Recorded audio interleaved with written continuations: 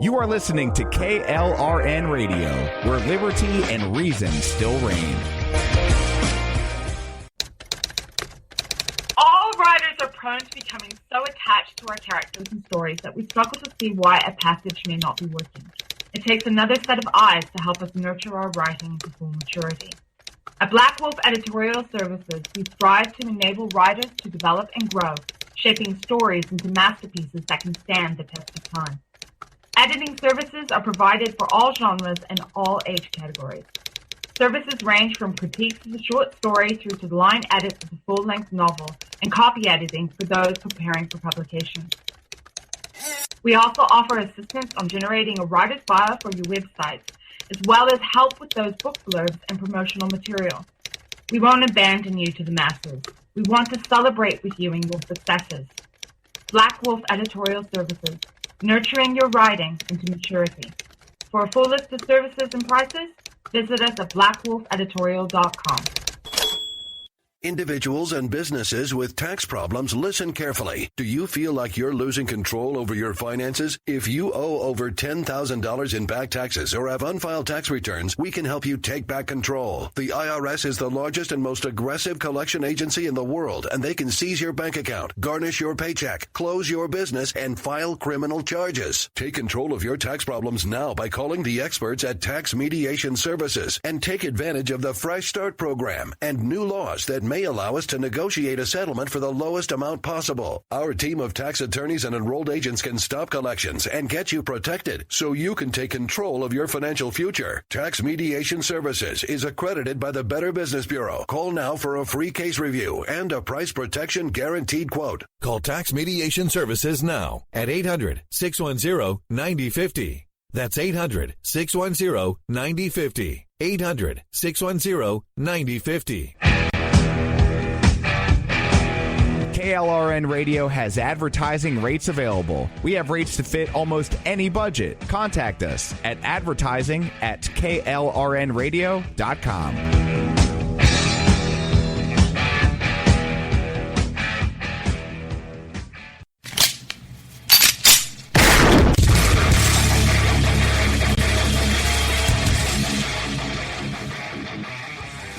This is Slickery Trigger for Rebel Road Tactical. With proper care and feeding, your pistol will be ready when you need it, there to save your life. Shouldn't your gear be that good? Whether you need a holster for comfortable everyday carry or a tough-as-nails holster for your next training course, Rebel Road Tactical has what you need. Check us out on the web at rebelroadtactical.com. Tired of paying outrageous prices for Viagra? Well, we have great news for you. Now you can finally get Viagra at huge discounts. Healthy Man allows you to save up to $500 on Viagra. Why pay U.S. pharmacy prices of $15 per pill or more when you can get Viagra for less than $3 a pill? Call today and get 40 Viagra pills for only $99. This can cost as much as $600 at your local pharmacy. You can't afford not to call us. If you want Viagra at the lowest prices, never pay $15 a pill pharmacy prices again. Get Viagra for less than $3 a pill. Call 1-800-516-7602 today and save up to $500 and get 40 pills for just $99. Healthy Man is fast, easy, and affordable. Operators are waiting at 1-800-516-7602 to take your call right now. Call 1-800-516-7602. That's 1-800-516-7602. Again, 1-800-516-7602. The Conservative Commandos radio show is expanding to become the Conservative Commandos Radio Network.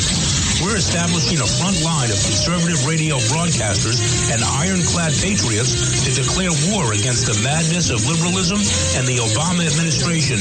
Are you tired, as I am, about the disregard for our Constitution? Do you still have faith in the American dream? Are you looking for sensible, smart radio? If so, listen to the Conservative Commandos Radio Network every weekday from 11 a.m. to 5 p.m. on WNJC Radio 1360 a.m. or around the world on the internet at WNJCradio.com. Check out our websites, ConservativeCommandosRadioNetwork.com and CCRN.com for rebroadcasts and network updates. We are the Conservative Commandos Radio Network, where even more newsmakers go to be heard.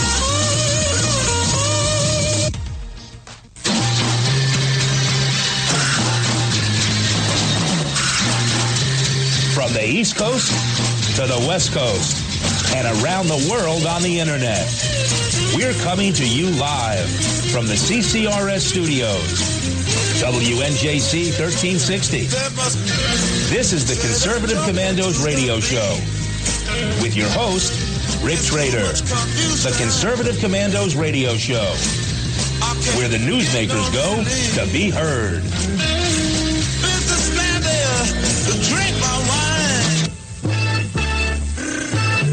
You can call the Conservative Commandos radio show at 856-227-1360. Your opinion counts at 856-227-1360. This is Congressman Alan West, and you're listening to the Conservative Commando radio show. Welcome, everybody. Welcome, fellow patriots. Especially welcome, fellow deplorables. Welcome to the Conservative Commandos radio show. I'm Rick Trader, coming to you live from the studios of the Conservative Commandos radio network at WNJC 1360 in Philadelphia and around the world on the internet with American Patriots Broadcasting, TalkStream Live, SHR Media, K98 Talk, iHeartRadio, AM, FM, 24/7. Indeed, we are everywhere. We are everywhere. And joining me today as my co-host is the Patriot from the Hoosier State of Indiana, J.D. Manier. J.D., welcome to the Conservative Commandos radio show. Hey, it's wonderful to be with you again on the day before Thanksgiving, Rick. It is. And for those of you who are listening to the show just before we went on, I played, J.D., you reading a history of Thanksgiving that you did a tremendous job in putting together, J.D. And what we're going to do is we will play that at our first break, about 3:15. So if you're out there listening and you have friends that you'd like them to hear this history of Thanksgiving, please tune in about 8:15. So, J.D., what's on your radar screen today, my friend? Well, hey, let's talk a little bit about what's the media buzz right now on Trump. Okay. And I think it's a chess game between Trump and the Democrats on prosecuting Hillary, and I think he's playing it pretty good. And you can disagree with me. I do disagree. I think that, J.D., I was late to come aboard the Trump train. Donald Trump, and I've said it here before, no hiding it, Donald Trump was not my choice to be the Republican nominee. In fact, he was in the lower echelon of the 17 that started out running. And the one thing that I said was, if we get this guy, we're going to have to hold his feet to the fire. But I didn't think it would take this little time that he's starting to go back on the things that he was saying, the things that he campaigned on, the things that people voted for him on. And one of the things was the prosecution of Hillary Clinton. Another thing was this climate treaty, this Paris climate treaty. And another thing was Obamacare. Now here you got this guy. He's falling back. He says, well, I don't think we're going to prosecute Hillary Clinton. And, gee, we got to think about this climate change. And maybe we're not going to repeal Obamacare, just change a thing here or there. He's falling back, J.D., and we as conservatives have to hold his feet to the fire. I totally agree. But let's take it one at a time. He personally said he's not going to go after, on a personal note, Hillary right now. That's not in 100 first day's highest priorities. But let's kind of dissect that a little bit. I think what he's doing, remember, Congress has already has the power and are going to continue to pursue Hillary. And so would Jeff Sessions. This isn't going to just go away, I don't think. But I think he's playing a chess game because now he's putting the ball in Obama's court. Okay, Obama, had he come out and made this one of his top priorities and gotten really hot and lathered up about this, right away Obama would have a great excuse to pardon her, and he would try to get sympathy. And I think that you know how the major media does. They would create all kinds of sympathy for Clintons and Obama. And so I think it's a chess game. And he said, no, I'm not going to worry about it right now. Well, let Jeff Sessions do it. Let the new FBI director do this. It's ongoing, the investigations. So now Obama is faced with a dilemma. If he comes out and does pardon her, then he's going to make it, I think, just a mockery of justice. And it's going to show the nation how terribly guilty of violating the Espionage Act and engaging in pay-to-play the Clintons really were. Well, on the other hand, Donald Trump could have said something like, well, that is not on our first 100 days right now. We're going to let the Justice Department work, do its job. We're going to let Jeff Sessions do its job. That's all you needed to say on that. Well, I think he would have tipped. Once again, I think there have been sympathy created by the left and the major media, and I think Obama would have said, oh, yeah, I've got to pardon her. Now, if Obama doesn't pardon her, she's not going to be without protection on January 20th. She's going to be naked out there, so to speak, legally speaking. And so I don't think he's fallen back on his word on this. I think it's one of those things where he says, I'm focusing on the economy, on revamping our military, and I do think he's going to focus with Congress on repealing, we're going to have a guest on a little bit later, Obamacare, replacing it. But no, I think the major media, I mean, they're at peak levels of enragement now. All these protesters, probably paid for by Soros and Hillary, but they're out there. And I think he's playing this pretty well. Let's watch what Jeff Sessions does. Let's watch what the folks in Congress do. They have oversight. They haven't done anything, honestly, in my book. Finally got some strength and picked up steam because it was the election time during the fall to pursue this with Comey and others. So anyway, that's my take. But I don't think he's fallen back on his promise. He's going to let this run out its course, and the ball is in Obama's court. All right. Now, J.D., what about this Paris Treaty? U.S. President-elect Donald Trump said on Tuesday he was keeping an open mind on whether to pull out of a landmark international accord to fight climate change in a softening of his stance towards global warming.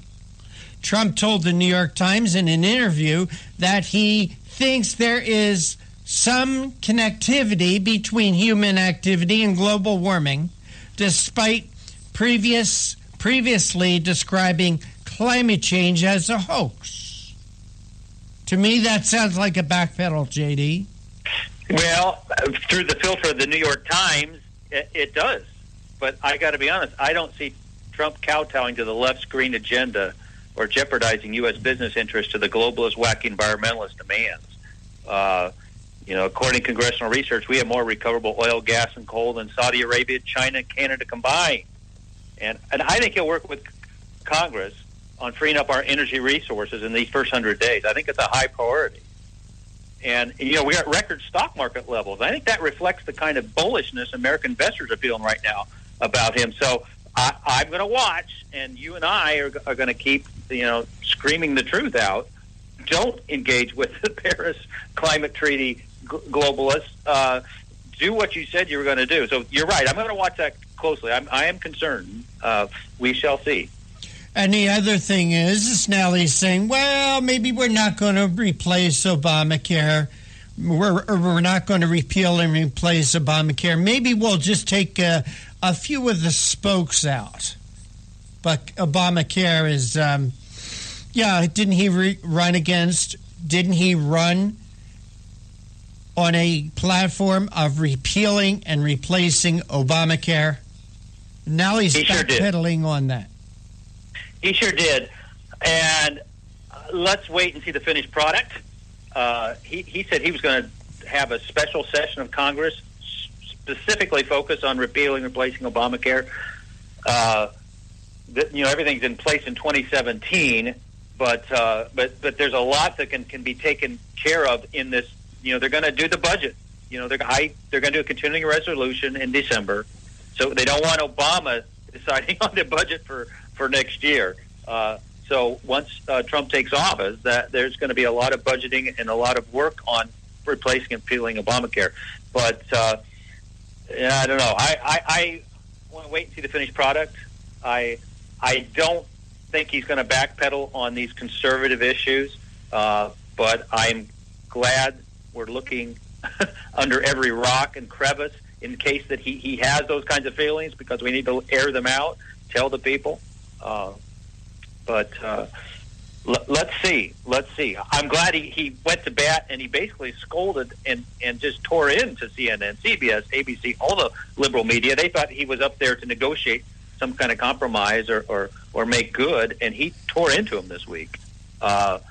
And I'm so thankful I get an opportunity with you each week, Rick, to talk about this kind of stuff. Let the people know the facts, because it's a new day.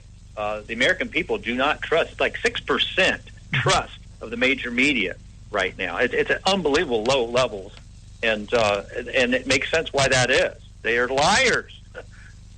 They're liars. Absolutely. Hey, JD, what I want to do is John Forsyth Jr., rather than play the 2-minute break right now, JD, I want to play your reading of the history of Thanksgiving. So will you set this up for our audience? Well, you approached me earlier in the week, and you did a lot of nice research. I mean, I learned stuff about the first Thanksgiving, and it was just a lot of fun to go over those facts and just tell the story about the first Thanksgiving. So thank you again for giving me the chance. All right, here we go. The History of Thanksgiving by J.D. Manier. The history of Thanksgiving. Thanksgiving is a national holiday celebrated in Canada and the United States as a day of giving thanks for the blessing of the previous year's harvest. It's celebrated on the second Monday of October in Canada and on the fourth Thursday of November in the United States. It's also celebrated in several other countries around the world. Thanksgiving has its historical roots in religious and cultural institutions, though it's mostly celebrated today in a secular manner. Thanksgiving origins, days of Thanksgiving and fasting, date back to the English Reformation in 1536. The first Canadian Thanksgiving is often traced back to 1578, when the explorer Martin Frobisher survived his long journey from England and held a formal ceremony in Frobisher Bay on Baffin Island. None of it today. The first Thanksgiving in the United States is traced back to the celebration in 1621, prompted by a good harvest by the Pilgrims in Plymouth, in the present-day Massachusetts. Claims of earlier Thanksgiving feasts in the United States include Spanish explorers in Texas at San Elizario in 1598, and St. Augustine, Florida on September 8, 1565, and colonists in Charles City County, Virginia in 1619. The first official Thanksgiving in Canada occurred on April 15, 1872, celebrating the Prince of Wales' recovery from a serious illness. By the end of the 19th century, Thanksgiving Day was normally celebrated on November 6. After World War I, to prevent it clashing with Armistice Day, in 1957, the Canadian Parliament proclaimed Thanksgiving to be observed on its present date, on the second Monday of October. As President of the United States, George Washington proclaimed the first nationwide Thanksgiving celebration in America, marking November 26, 1789, as a day of public thanksgiving and prayer, to be observed by the acknowledging with grateful hearts the many and signal favors of Almighty God. From the time of the Founding Fathers until the time of Lincoln, the date Thanksgiving was observed varied from state to state.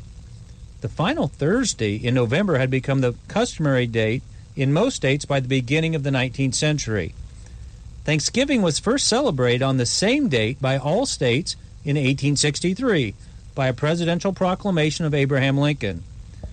On December 26, 1941, President Franklin D. Roosevelt signed a joint resolution of Congress changing the National Thanksgiving Day from the last Thursday in November to the present fourth Thursday. There you go. That is the history of Thanksgiving, read and spoken by J.D. Manier, I guess. Got to think about how that. But J.D., great job on that. It was a privilege to do that, do the research with you. You fed me a lot of good stuff. You know how my family has celebrated Thanksgiving for years, and I'm actually going to be in Indianapolis, and I'm not going to be with my mom and dad this time around. We're going to be at our church. But we would cook a turkey outdoors for about 25 years. We would wrap it in foil, put it on a sassafras stick, and have all the basting go on over an open fire. Wow. I never heard of it done that way. I mean, I guess back in the days of the Pilgrims, they did it that way, but I've heard of cooking it in oil. I heard that's very good, but I never thought of it being done over an open fire like that, an open spit. And it didn't take but about an hour, 45 minutes. Even a big 20 turkey, they really came out delicious. But thanks to my dad and my grandparents, they knew how to put the sassafras limb in there and put the right kind of stuff inside the bird, and did a beautiful job. All right. JD, why don't you tell our audience who our guests are going to be on today? Well, our first guest at 3:35 is Jarrett Stepman. He's editor for the Daily Signal with the Heritage Foundation, and we're going to talk about the Electoral College. He's done some great recent articles on this very hot topic, and looking forward to talking with Jarrett. I just talked to him on the phone just about 20 minutes ago. Then we've got Bill Cummings coming back, and he recorded a message about repealing Obamacare and replacing it, and he's got some new revolutionary ideas on where we can take this, and great stuff on improving our economy, bringing down the cost of health care. And Bill is the president of Pathfinder, one of the nation's largest and strongest healthcare insurance training companies. And that's at 4:05. And then I think our last guest, 4:35, Daniel Simmons, vice president of the Institute for Energy Research. And he's going to talk about Obama's midnight regulatory blitz.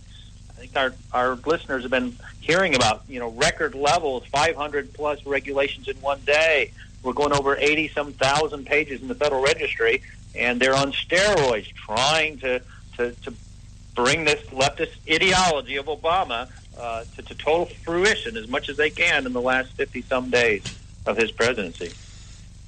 Yeah, well, if Donald Trump wants to impress me, what he'll do is he'll come into office and he'll use these two words, never mind. Never mind.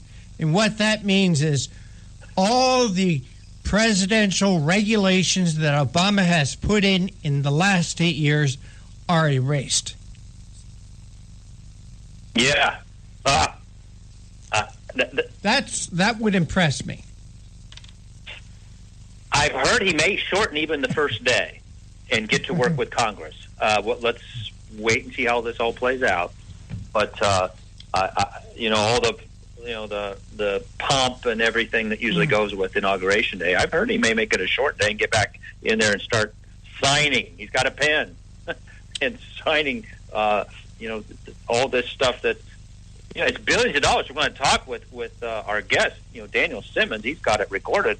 What it's an enormous cost to jobs, growth, prosperity, and they keep heaping it on. It's unbelievable. Right. One thing that seems to be coming down around the country, you don't see as many anti-Trump protests happening in the streets of our cities, so that's a good thing. I guess the money's running out. Or else they're getting those poor little snowflakes are melting. Getting colder outside in these cities. And maybe there's fatigue, too. Good. I mean, that's so much of this. Kind of what I was insinuating. That all their righteous indignation is melting away. Little snowflakes. We could talk about foreign policy a little bit.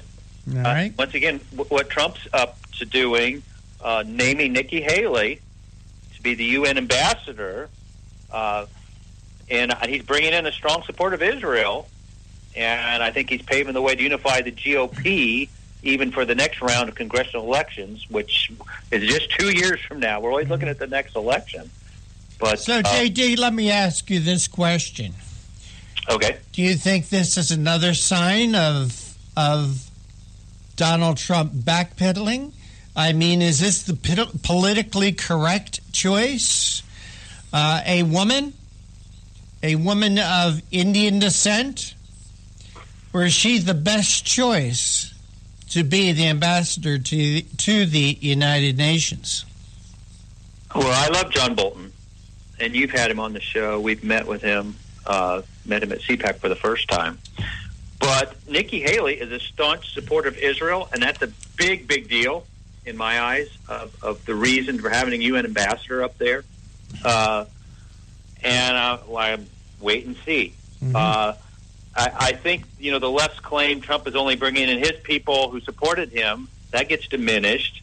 And once again, I'm thinking, those elections coming up in 2 years, he's trying to solidify the GOP base, deflecting the major media onslaught.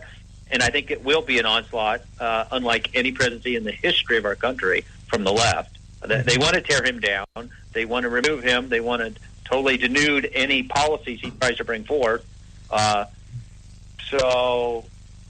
then even this, he did bring in Romney. I mean, that's an amazing thought that he did that. And we could talk a little bit, your thoughts. He hasn't decided who it's going to be in terms of Secretary of State. And all I would offer is he brings a lot of foreign policy. He brings foreign policy experience. He's dealt with foreign nations as he ran the Winter Olympics in Utah. In my opinion, JD, go ahead. He should be picking the people that are the best for that position, the absolute best for that position. I'm not sure that Nikki Haley is one. I don't think Mitt Romney would be one either. I mean, when you talk about Mitt Romney and foreign policy, well, he was the governor of Massachusetts. He was also the head of the Olympics. But is that foreign policy? Is that dealing with foreign leaders? I don't think so. I think Donald Trump brought Mitt Romney in to kind of like build a bridge between his side and the Republican Party side. I also think that's why the pick of Reince Priebus as chief of staff. I think that was, in a way, I think that was kind of good to make that connection to the mainstream Republican Party. Okay, but you did your share, Donald. Now let's appoint the absolute best people you can find for those positions. And I don't think Nikki Haley is one of them.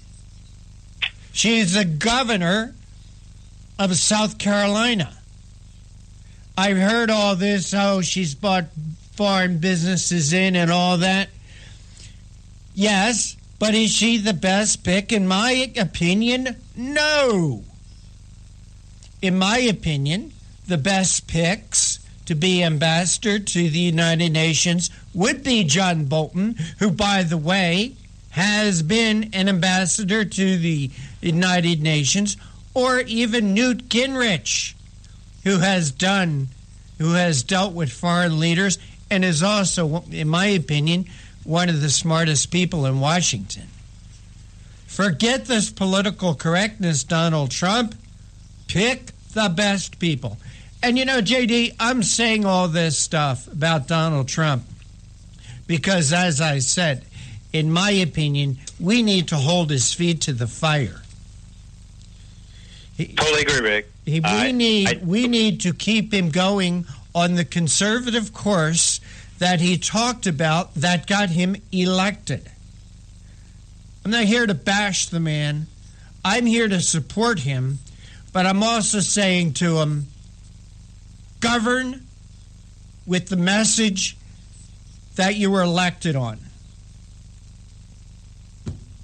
I'll give you the last 30 seconds before we go to break, JD. Well, I agree with what you're saying, and it's good that we can be on the airwaves each week, hold him to the fire. Romney is hard. He's a hardliner when it comes to Putin and Russia. I think that's kind of interesting. But he hasn't chosen that Secretary of State post yet. He hasn't named it. Appreciate everything we're doing here, Rick. It's going to be a great show. All right. Everyone, hang on. And you are listening to the Conservative Commandos radio show with J.D. Manier and Rick Trader, coming to you from the studios of the Conservative Commandos radio network at WNJC 1360 in Philadelphia and around the world on the internet with American Patriots Broadcasting, TalkStream Live, SHR Media, K98 Talk, iHeartRadio, AM, FM 24/7. Today's show is being brought to you by the First Amendment and protected by the Second. We'll be right back. They say I'm crazy. I really don't care. That's my prerogative. They say I'm nasty, but This is Rick Trader, host of the Conservative Commandos radio show. And I'm John Forsyth, owner of WNJC Radio. Fellow patriots, the Conservative Commandos radio show is for conservatives, about conservatives, and by conservatives. We are patriots who want to take our country back from the likes of Barack Obama, Harry Reid, George Soros, and Nancy Pelosi. But we can't keep up this fight without your critical support today. Can you help? Please go to www.helpccrs.com right now and make a donation by credit card or PayPal. That's www.helpccrs.com. Our goal is to expose the liberal agenda and distortions. We are fighting to spread the truth about political issues, political leaders, and conservative issues and values. Our hosts are not paid. In fact, we buy our own airtime, studio time, and pay our own expenses. We created the show because we are trying to make a difference. So can you help the CCRS expose the truth in 2014 and beyond? Go to www.helpccrs.com. Help keep the Conservative Commandos radio show on the air by going to www.helpccrs.com and make a donation today to return our country to the conservative roots created by our founding fathers. This is Pastor Christina Lamanier, chaplain for the INRA. And I'm her husband, J.D. Manier. We help co-host on the Conservative Commandos radio show, and we want to sincerely thank our listeners who turned out to vote in mass to elect Donald Trump, Governor Mike Pence, and conservative congressional candidates across our nation. Against incredible odds, you helped create the strongest GOP team to take the reins of power in Washington since the 1920s. General George Patton said, "It's the unconquerable soul of man, not the nature of the weapon he uses, that ensures victory." We salute all of you for taking a stand for truth, freedom, and defending our constitutional form of government. Let us continue to pray for our nation and for God's blessings. May God save the United States of America. What does it take to be the leader in production systems technology? To be the one company that solves production problems at any plant, for any product, and with any technology? It takes a 30-year record of success. It takes total mastery of complex technologies with a history of delivering success every time, without fail. Only one company can claim that high ground in manufacturing line optimization, data automation, and systems integration, and that's Philadelphia Control Systems. In factories worldwide, Philadelphia Control Systems programs, software, and engineering solutions deliver optimal performance and output flow with a record that can't be matched. Any plant, any product, any technology. Philadelphia Control Systems, the leader in production automation since 1982. 800-335-9811. PCS4automation.com. That's PCS, the number 4, automation.com. The Conservative Commandos radio show is expanding to become the Conservative Commandos radio network. We're establishing a front line of conservative radio broadcasters and ironclad patriots to declare war against the madness of liberalism and the Obama administration. Are you tired, as I am, about the disregard for our Constitution? Do you still have faith in the American dream? Are you looking for sensible, smart radio? If so, listen to the Conservative Commandos Radio Network every weekday from 11 a.m. to 5 p.m. on WNJC Radio 1360 a.m. or around the world on the internet at WNJCradio.com. Check out our websites, ConservativeCommandosRadioNetwork.com and CCRN.com for rebroadcasts and network updates. We are the Conservative Commandos Radio Network, where even more newsmakers go to be heard.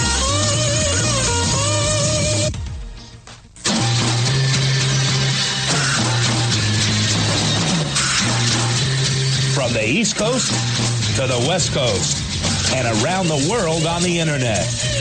We're coming to you live from the CCRS studios, WNJC 1360. This is the Conservative Commandos Radio Show with your host, Rick Trader. The Conservative Commandos Radio Show, where the newsmakers go to be heard.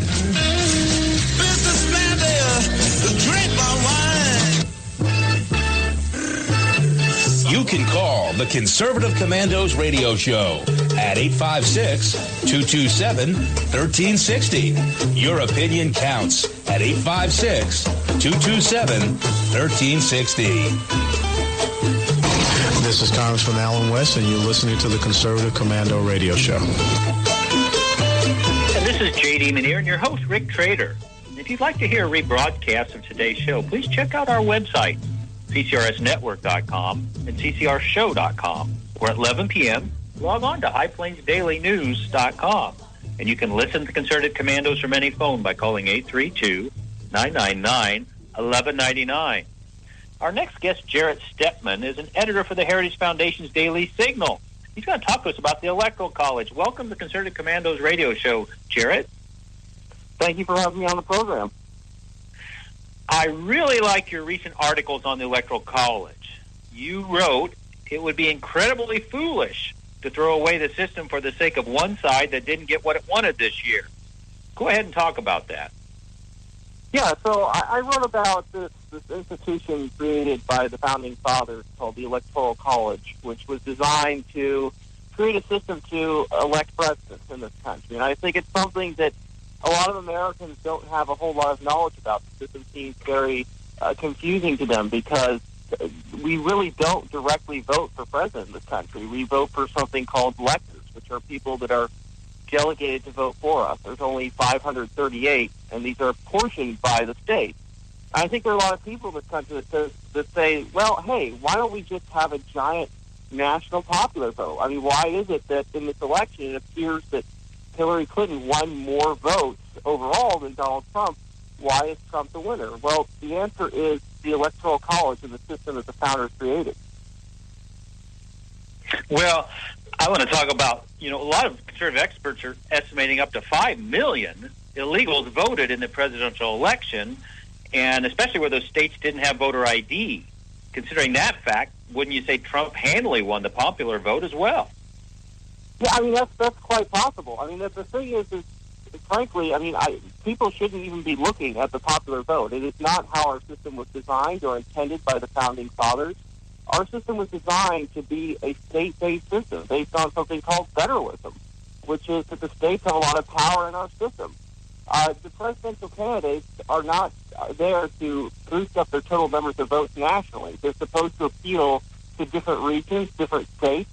A lot of the votes for Hillary Clinton came from California, which, as you noted, has problems with illegal immigration. A lot of the vote totals came from that state.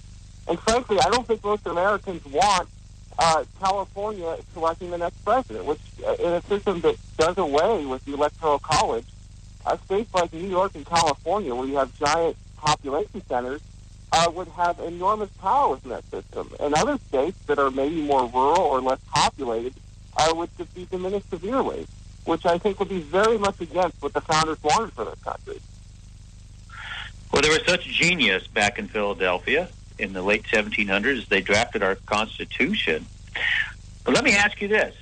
If, amazingly, these electors are pressured, as we're hearing about, from the Hillary, George Soros side, and they would change their vote and then amazingly, both sides don't get a majority. Tell our audience what's going to happen in mid-December if that's the case. Well, yeah, I mean, honestly, I think that these attempts are ways for the left to undermine the institution of the Electoral College. Many of them want to see this go away, frankly. They want to see the Electoral College be done away with. They think it's an outdated system created, and some have made some ridiculous arguments to protect slavery and all these things.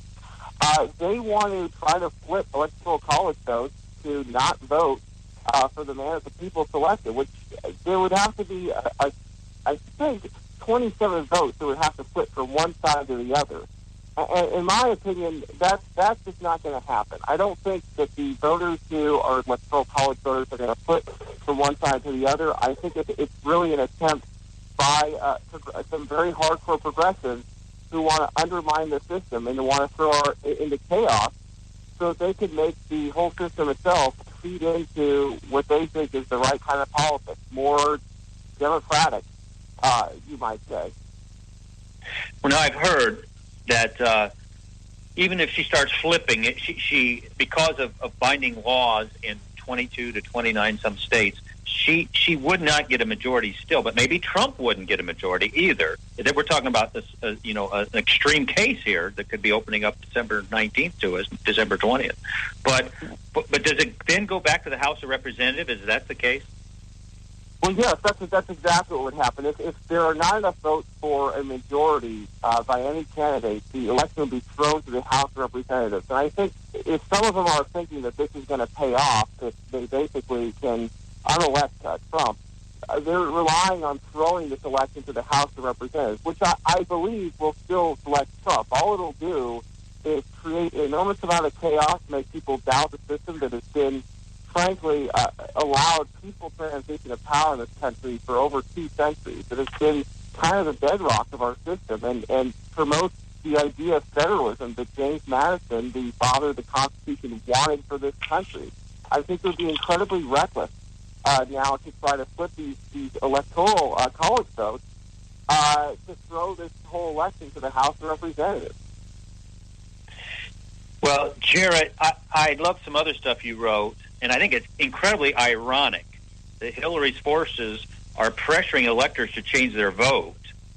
And because you wrote in 1787 in Philadelphia, one of the justifications for having an electoral college was it would be a stopgap measure to potentially reverse the vote if the people elected were found to be criminal, traitors, or they had heinous character flaws, criminal flaws.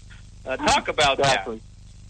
That. Well, sure. I mean, the founders didn't mean for the Electoral College to necessarily, in all cases, vote for who the people selected. Now, that is mostly how our system has worked. But occasionally, the Electoral College has used a stopgap. I mean, there have been a few where it's called faithless electors who didn't vote for candidates because the candidate had literally died between the election and the actual day where the electors sit together and cast a vote. So it is funny that they're trying to use the mechanism of the Electoral College, which they are so upset about, and they say it's so undemocratic and broken and wrong and leading to bad elections. It's interesting how they're trying to use the mechanisms of that system to blow it up and undermine it and change what is a fair win by the Republican Donald Trump. Go ahead and point out the flaws. There's this crowd, the National Popular Vote team, so to speak, and of course it's really strong now because Hillary lost. But show some of the flaws even in their logic. They keep saying, this system we have now just only causes candidates to spend time in the swing states. Talk about that. Well, I mean, I think this election in particular proves how that's completely wrong. I mean, look at how dramatically this election changed things. I mean, there were a lot of people that were saying that states like Wisconsin and Michigan were, those are just blue states. Why would a Republican even bother going there? And the fact is that Trump appealed to voters in those states that were not really considered swing votes, flipping them from blue to red in a single election. States that hadn't gone red in a very long time. Wisconsin hadn't gone red since Reagan in 1984. And to me, that shows that, candidates aren't just appealing to the swing states. they do a better job when they appeal to all the states. There was clearly a region of the country and a certain point of view that was being overlooked and that candidates were missing. Trump stepped into that and appealed to those voters and changed our election. Most of the Midwest went strongly for Trump. I think that shows the strength of our system and that we really have a political process that's ever-changing. I mean, some states, like California, used to be solidly Republican for a long time, now are solidly Democrat. Texas used to be Democrat a long time ago and now has flipped Republican. I think this election shows that, yes, regions change because certain parties are able to appeal to voters in different ways. And that's up to candidates who are running for president to appeal to those states. Again, showing that the real value of federalism in this country. Well, and we're up against a break, so can you hang on with us? We're going to do some commercial breaks and come right back. Is that okay, Jared? Yes, absolutely. Yes, that's great. Well, this is JD and your host, Rick Trader, coming to you live from Conservative Commandos Radio Network, studios, WNJC 1360, our flagship station in Philadelphia, and around the world on the Internet with American Patriots Broadcasting, TalkStream Live, SHR Media, K98 Talk, iHeartRadio, and AM/FM 24/7.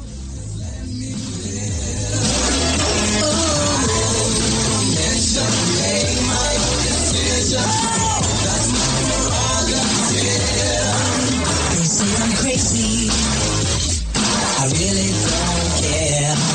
That's my prerogative. They say I'm nasty, but I...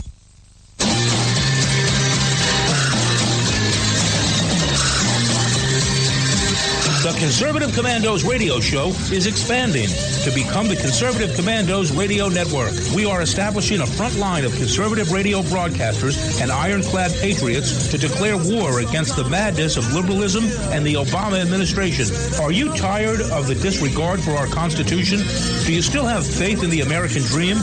Are you looking for sensible, smart radio? If so, listen to the Conservative Commandos radio network every weekday from 11 a.m. to 7 p.m. and Saturdays from 2 to 6 p.m. on WNJC Radio, 1360 on your AM dial, or around the world on the Internet at WNJCradio.com. Check out our website, CCRSnetwork.com, for rebroadcasts and network updates. We are the Conservative Commandos Radio Network, where now even more newsmakers go to be heard.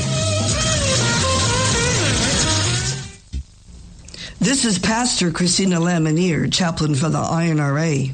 And I'm her husband, J.D. Manier. We help co-host on the Conservative Commandos radio show, and we want to sincerely thank our listeners who turned out to vote in mass to elect Donald Trump, Governor Mike Pence, and conservative congressional candidates across our nation. Against incredible odds, you helped create the strongest GOP team to take the reins of power in Washington since the 1920s. General George Patton said, "It's the unconquerable soul of man, not the nature of the weapon he uses, that ensures victory."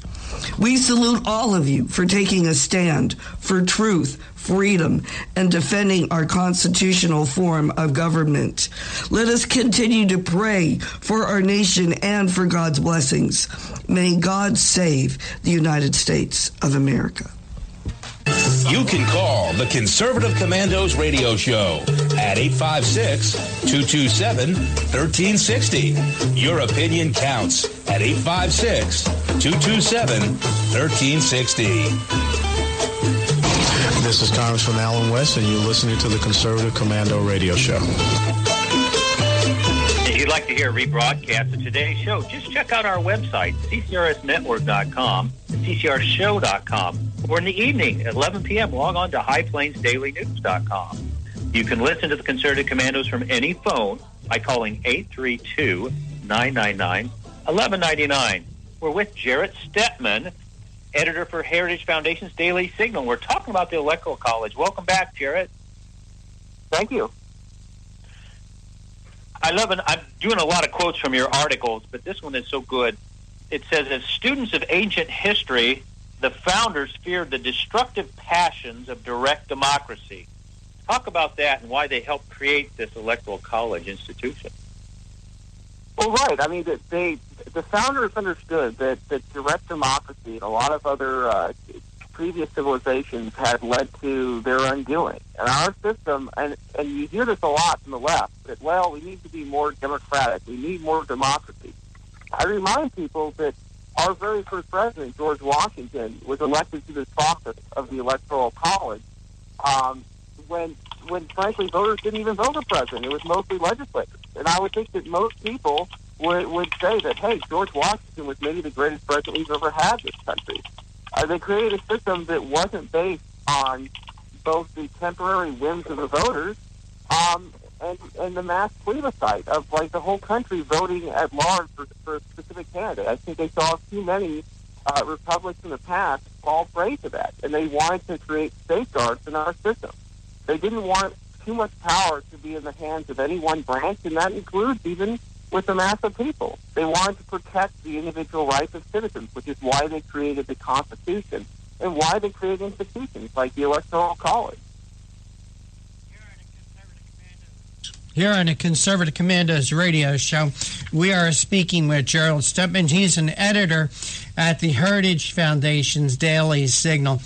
Jared, you know, I think part of the problem is we are giving people too much credit. You know, first of all, they don't realize, a lot of people don't realize that we don't live in a democracy. We live in something called a republic. And there are a lot of differences. But how could we expect them to know that, Jared, if they don't know the Constitution, because the Constitution is not being taught in our schools?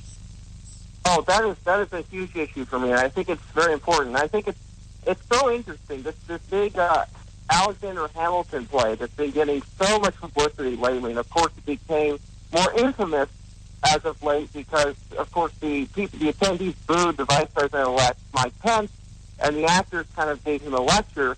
I would say to most people, especially on the left who want to destroy the Electoral College, listen to what Alexander Hamilton actually had to say about it. I mean, Hamilton praised the Electoral College in Federalist 68, which I encourage listeners to read. He talked about why we need the system, why we need it in the Constitution. Mm-hmm. So the Electoral College isn't perfect, but it's excellent, and it's the best way of choosing our president. I would definitely urge people who, unfortunately, probably don't get a lot of information from modern public schools about our institutions and our heritage of what this country's about.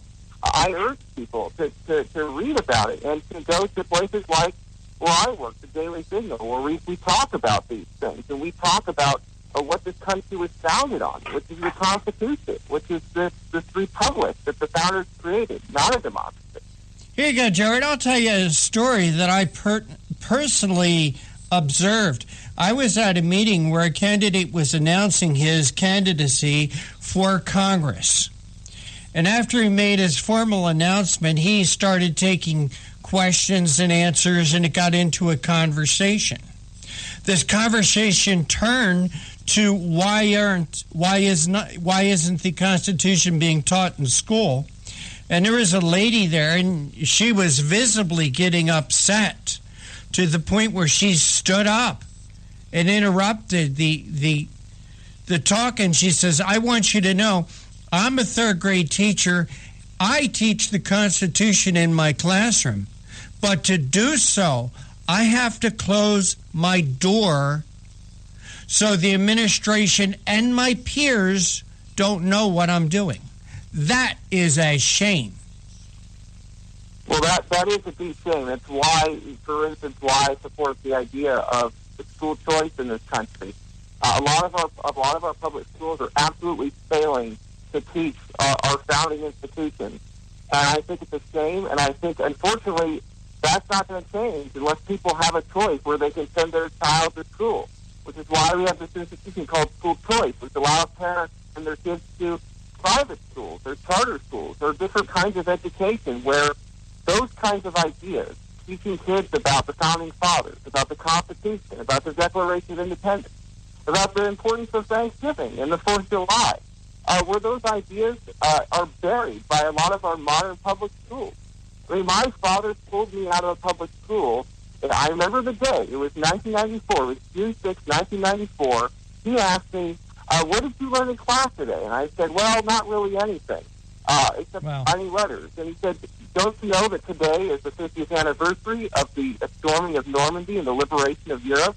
My teachers never taught me that. They never taught me what it was when America, freed the world, basically, by marching into Europe. And I think there are a lot of kids today who also don't get those lessons. And it's up to parents to say, no, the system can't continue like this. We need to pass on the heritage of what made this country great to future generations. Jared, when I went to school, I loved history. It was my best subject. It's probably the only good subject that I had in school.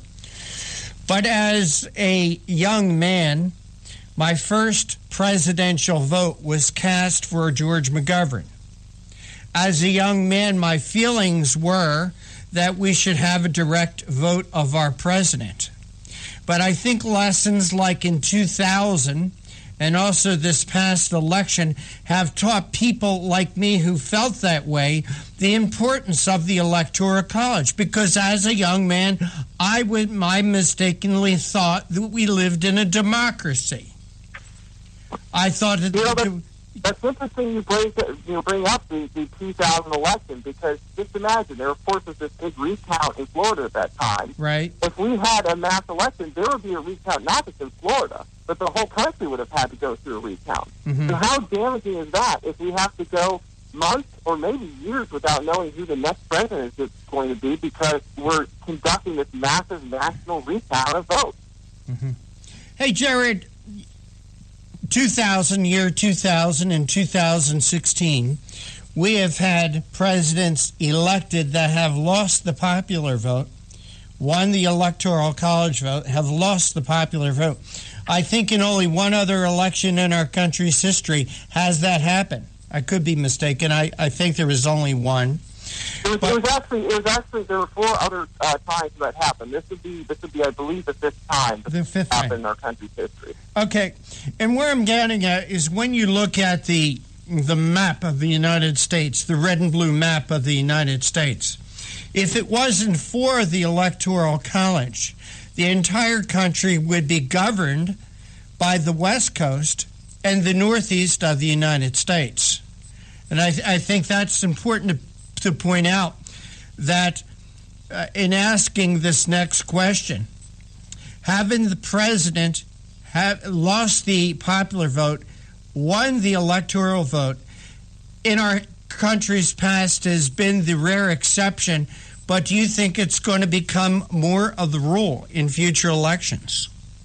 I mean, I think that quite possibly could be the case, especially as the progressives have kind of doubled down on appealing only to the narrow urban centers that are really were their hopes of boosting the national or popular vote, and not appealing to a wide swath of the country. I mean, you look at an electoral map, and it's dramatic. It's basically little pockets of blue and a sea of red. Yes. There are a lot of people in those few urban areas, as you said, in places like California and New York, but a huge amount of the country with very different ideas is contained elsewhere. So yes, I do think that that's going to become common, especially if progressives can't appeal to a certain percent of the American population. Jared, I also see the electoral vote, the Electoral College, and you and JD talked a little bit about it, being a huge hedge against voter fraud. Until we clean up this voter fraud issue, until we find out who is voting and that the people voting have the legal right to vote, I think that sort of shows the importance. I'll tell you another story, Jared. This is the last election. I vote in a small town, in a township, and the whole township has maybe about 2,000 voters. And as I said, I vote in one small town in this township. And I went to vote about 9 o'clock in the morning. And while I was in the poll, the time it took for me to register or to sign in, stand there, vote, there was like 2 or 3 people ahead of me. Then there was a guy that I knew all my life, and he and I had to shoot the breeze a little bit when we were done. Well, I was there about 10 minutes. And during that 10 minutes that I was there, about 10 other people came in to vote. 5 of those people were not on the rolls. Those 5 people were given provisional ballots. And this is in a small town. Right. So I'm looking at this and I'm saying voter fraud is so prominent today, it's a good thing we have the Electoral College. You bring up a huge issue that is so important to this whole system again, which is why it's so good that we have a state-based system rather than national. Some states are very serious about cleaning up this idea of people showing up who shouldn't be voting, like issues like voter ID and other. And those states that are fighting cleaning up voter ID are those blue states that are controlled by those few blue areas.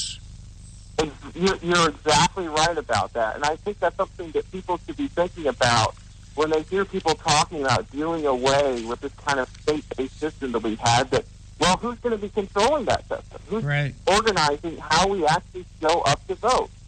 Do you think it's people in places like, Iowa or places like Wyoming or small states like that? Or is it going to be people that have the mass population centers like California? Hey, Jared, we got to run. We want to thank you so much for joining us here on the Conservative Commandos radio show. But before you do, tell our audience how they could follow your work. So you can check out my work at thedailysignal.com. It's a multimedia organization of the Heritage Foundation. You can also check out our Facebook page, which is The Daily Signal, and that's where you can find most of my articles and videos. And you're on Twitter, right? Because I just followed you. Yes, I'm on Twitter at Jared Stetman. Jared Stetman, Heritage Foundation's Daily Signal. We want to thank you for joining us. Take care, God bless, and have a wonderful Thanksgiving. Thank you. Happy Thanksgiving to all your listeners. And you are listening to the Conservative Commandos radio show with J.D. Manier and Rick Trader, coming to you from the studios of the Conservative Commandos radio network at WNJC 1360 in Philadelphia and around the world on the internet with American Patriots Broadcasting, TalkStream Live, SHR Media, K98 Talk, iHeartRadio, and AM/FM 24/7.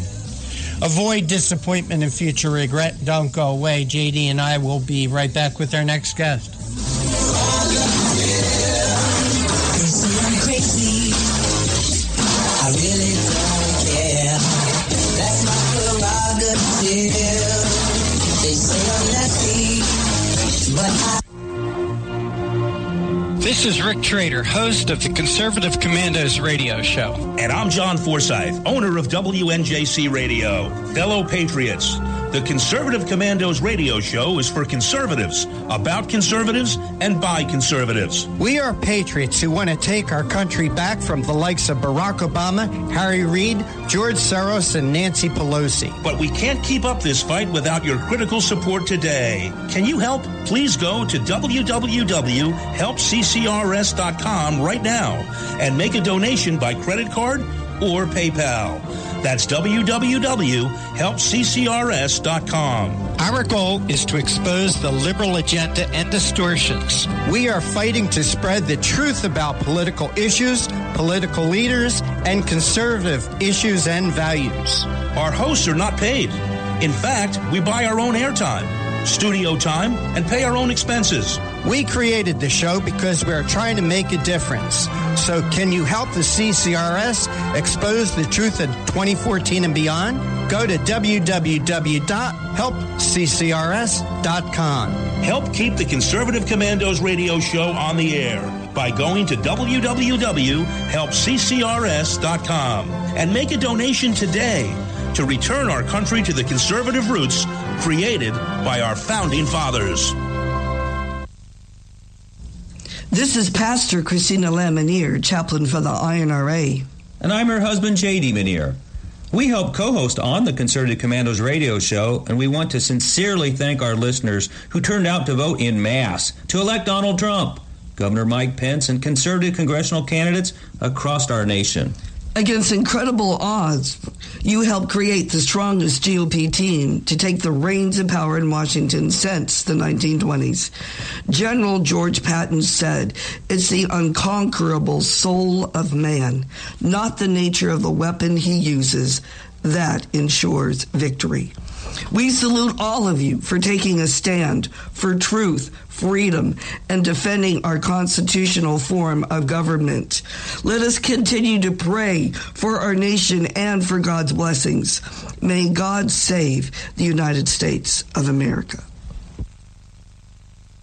What does it take to be the leader in production systems technology? To be the one company that solves production problems at any plant, for any product, and with any technology? It takes a 30-year record of success. It takes total mastery of complex technologies with a history of delivering success every time, without fail. Only one company can claim that high ground in manufacturing line optimization, data automation, and systems integration, and that's Philadelphia Control Systems. In factories worldwide, Philadelphia Control Systems programs, software, and engineering solutions deliver optimal performance and output flow with a record that can't be matched. Any plant, any product, any technology. Philadelphia Control Systems, the leader in production automation since 1982. 800-335-9811. PCS4automation.com. That's PCS, the number 4, automation.com. The Conservative Commandos radio show is expanding to become the Conservative Commandos radio network. We're establishing a front line of conservative radio broadcasters and ironclad patriots to declare war against the madness of liberalism and the Obama administration. Are you tired, as I am, about the disregard for our Constitution? Do you still have faith in the American dream? Are you looking for sensible, smart radio? If so, listen to the Conservative Commandos radio network every weekday from 11 a.m. to 5 p.m. on WNJC Radio 1360 a.m. or around the world on the internet at WNJCradio.com. Check out our websites, ConservativeCommandosRadioNetwork.com and CCRN.com for rebroadcasts and network updates. We are the Conservative Commandos Radio Network, where even more newsmakers go to be heard.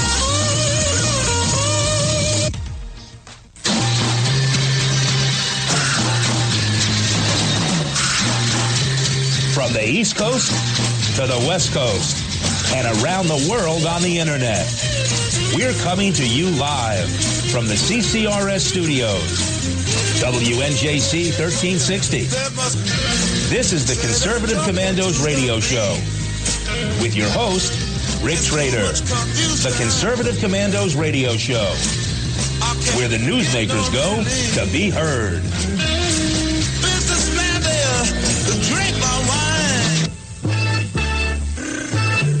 You can call the Conservative Commandos radio show at 856-227-1360. Your opinion counts at 856-227-1360. This is Congressman Alan West, and you're listening to the Conservative Commando radio show.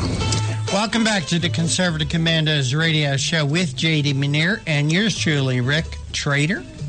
For rebroadcast of our shows, check out our website, ccrshow.com or ccrsnetwork.com, or 11 p.m., log on to highplainsdailynews.com, or you could hear our show and all the shows that are part of the Conservative Commandos radio network from your telephone by calling 832-999-1199. JD, please introduce our next guest in the segments that you recorded with. Well, Bill Cummings is owner and president of Pathfinder Insurance Training and Publishing, the leading insurance training school in the Midwest. Pathfinder has assisted hundreds of thousands of new insurance agents in obtaining their life and health, property and casualty and securities licenses for over 40 years. Bill also serves on the National Association of Health Underwriters for our state, and he's attempting to facilitate the modernization of the healthcare industry. All right, with that, we'll play the first segment. We're with Bill Cummings of Pathfinder EDU. Welcome back to Conservative Commandos radio show, Bill. Thanks, JD. Be great to be here. Well, the Trump-Pence administration has made a very high priority of repealing and replacing Obamacare. That's right out of the box. But you have some great themes about this subject, and I want you to talk a little bit more about it. Thanks, J.D.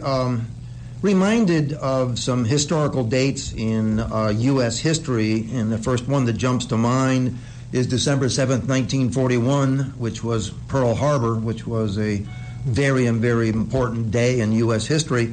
And another important day, not quite as important as Pearl Harbor, but was March 23rd, 2010, which was the signing of PPACA, Obamacare, or as I like to call it, Obama Don't Care. And that was pretty much the date of the death of U.S. healthcare system as we know it. And something like 200,000 plus health insurance agents lost their jobs on that date. And the revolution of the Trump administration is going to bring about another historical date, which is going to be March 23rd, 2017, which is the date of the anniversary of PPACA. Wow, 7 years it will have been. And what I would love to do is to have President Donald Trump and Vice President Mike Pence, plus a bunch of other dignitaries, to come to Indianapolis and celebrate the new plan, which is going to replace PPACA. So it would be a very historical event, and at that time we could introduce a concept that I have called the introduction of universal health care. Well, this would be the resurrection of health care, wouldn't it? The resurrection of health care. And as you know, 1965, we introduced Medicare, and so that product now is 51 years old. And my new idea would replace Medicare, and it took 50 years to get to where we are, would probably take 50 years to replace it. Mm-hmm. So we probably wouldn't get back to a new system until maybe 2067. But the view of where I think we are going is a 4-tier healthcare system. Now, that's fascinating, Bill. I'm going to talk a little about that. We're not really talking about quality. We're talking about categories of people. For example, well, first of all, I think we are going to have PPACA in 2017. So many people have signed up already, and we probably do need 12 months to start the transition. Yes. So 2017 is a given, and we could start in the early part of 2018. Mm-hmm. And the way the thing breaks down is Tier 1 is about 2.2% of the population, which is uninsurable. That's and right. They're not going to have insurance. They just become welfare, and the state governments just pay for the health care for this first group, about 7 million people. Yes. The second level, Tier 2, is the marginally uninsurable people.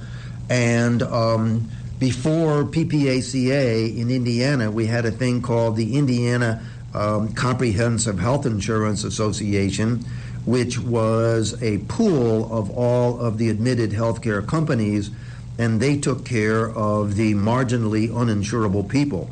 These people did pay premium, although it was heavily subsidized by the state government, and the pool covered the losses of this group. And my guess is maybe 3% of the population. Well, that's a big concept, because right now I think the millennials are so upset because the way Obamacare has it stacked, they're pretty much paying a lot, enormously for the uninsurable. They're being, and that's why these premiums are going right out of the roof. Well, part of the problem with Obamacare was that probably 4/5 of the underwriting criterion was disallowed by the law. So there was no underwriting. For example, there were, say, 8 different tiers of age, and there were only 3 under Obamacare. Mm-hmm. And obviously the cost of insurance is 10 times higher when you're 70 years old than when you're 20 years old. And the way it's structured is totally unfair to the young people because they're subsidizing the old people, which is going to fail. Now, the third tier are the folks that are on Medicaid. And it's a welfare program funded by federal, state, and it's now about 15.2%.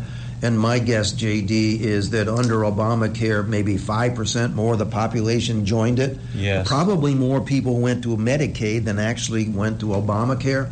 And these people quite often are insurable and quite often are earning more than they really need to earn to buy insurance. So we would try to back off to maybe 10% of the people in the country on Medicaid. And you do some trying to get these people back to work and have them make a contribution. Now, Mike Pence has a program in Indiana called HIP 2.0 where the Medicaid people have to pay a little bit of money in, and they have pretty much a health savings account so that they get more financially involved. And There's some skin in the game. Yes, but it doesn't bankrupt them. No, it's just a little bit, but they begin to understand that you need to shop for better doctors and not just run off to the emergency room for $2,000 every time your kid has a cold or something ridiculous. So that I think is going to work, and I think that Mike Pence will bring more of that to the other states and back off on some of this stuff that was a little crazy. He's role modeling, really. Very much so. But doesn't that help all of us? Oh, keep yes. the costs down. Yes, make people more responsible and get more people off the welfare programs and get them into, jobs and paying more for their own costs. Target probably bring that down to about 10% of the population.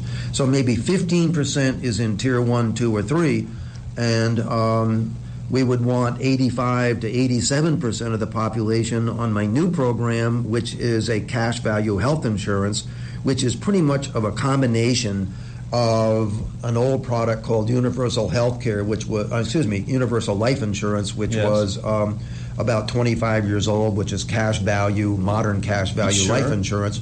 Combine that with the healthcare concept, so we have cash value health insurance, and so you can start it at any age, and it will be a healthcare program for life. So you could buy it at 15 or 25 or 30, and it would run through your life. And can't be taken away from you, or there's no underwriting after you get involved. So you lose your job, you're in between the COBRA and all the issues there, and it goes across state lines? Yep. Transportable, individual policy. Tremendous concept. And in about 40 or 50 years, it could totally replace Medicare, which is bankrupt. Yes. Medicare is bankrupt, Social Security is bankrupt, and you could combine the same idea with Social Security and just put all this money. It will be your individual account where you individually own the money in your account, which can be used for virtually any kind of health care, could be used for life insurance, and if you wanted to, could actually replace Social Security. And as you know right now, Social it's Security optional? is bankrupt. We're talking about optional programs, once again, and we're talking about a transition period. Yes. But so important is we are going to save billions, indeed trillions. We have to, because they're all bankrupt. Because these exchanges are going underwater, and in two-thirds of the states, the exchanges have gone underwater already. They're in the black, and now in 2017, all those subsidies are falling away. And so we've got to dig out of this hole. And no politician has ever had the guts to admit that Medicare is a Ponzi scheme, Social Security is a Ponzi scheme. They're all bankrupt, and there never was any savings. It was basically just take it out of your pocket and put it in my pocket as a retiree with no savings. And we want to replace that with where you are saving money for yourself in the future. And by the time you get to be 65 years old, you'd have $750,000 in there that you can spend as you need it for health care, retirement, et cetera. Well, it sounds incredible, but we're coming up against a hard break. Can you hold with us and just hold these thoughts? We want to get right back with our audience. Okay. Thank you, Bill.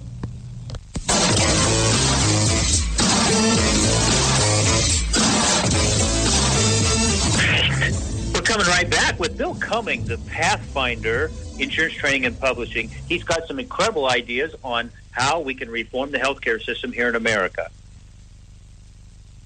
We're with Bill Cummings talking about healthcare in our country. Welcome back, Bill.